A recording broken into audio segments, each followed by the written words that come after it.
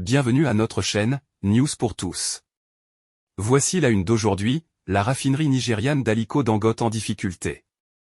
L'homme d'affaires rencontre des problèmes d'approvisionnement et dit sa colère sur la DW, avec des mots très durs. Au Nigeria, Aliko Dangote est un homme d'affaires aujourd'hui très amer. Après la mise en service de sa raffinerie, en janvier, l'usine peine toujours à s'approvisionner localement en pétrole brut et cherche de nouvelles sources de livraison. Le problème est important, la raffinerie n'aurait produit à ce jour qu'un peu plus de 300 000 barils par jour sur 650 000 prévus. À cela, s'ajoutent des accusations sur la mauvaise qualité du carburant produit par la raffinerie, portée par l'autorité de régulation du secteur pétrolier qui a ouvert une enquête. Le milliardaire nigérian soupçonne certains acteurs du secteur pétrolier de manœuvrer contre ses intérêts.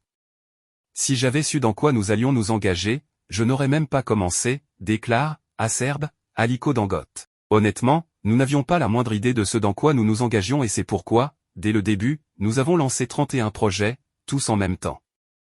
Il serait désormais en pourparlers avec la Libye pour obtenir du pétrole brut. Nous sommes au milieu de la mer, si nous arrêtons de nager, nous coulons. La seule option est de continuer à nager, quel que soit le degré de fatigue. Aliko Dangote dénonce même une mafia dans le secteur pétrolier. Elle est pire que la mafia de la drogue, insiste l'homme d'affaires. Parce que dans la drogue, vous avez au moins une idée de qui vous combattez. Les pays africains malgré tout le pétrole dont ils disposent mais ils n'arrivent pas à s'enrichir. Pourquoi le Qatar et l'Arabie Saoudite ont-ils réussi à s'enrichir du même or et du même pétrole? Mais pas les pays africains.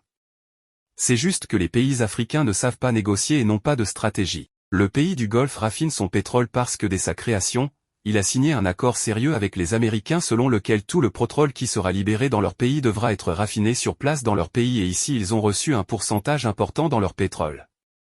Les pays du Golfe ont longtemps négocié avec les Américains mais ils n'ont pas cédé. Malheureusement, les pays africains ont cédé aux caprices de l'Occident et c'est ainsi qu'ils ont signé de mauvais accords. Les pays africains ont signé un accord stupide qui a fait que les pays africains sont restés à genoux pendant une très longue période depuis leur indépendance jusqu'à aujourd'hui. Levons-nous, Africains, et veillons à ce que toutes nos matières premières soient raffinées ou transformées sur le sol africain car cela créera d'énormes emplois. Merci pour la visite à notre chaîne, News pour tous. Veuillez vous abonner pour ne pas rater vos news préférées, et n'oubliez pas d'aimer et partager notre chaîne, merci on se revoit à bientôt.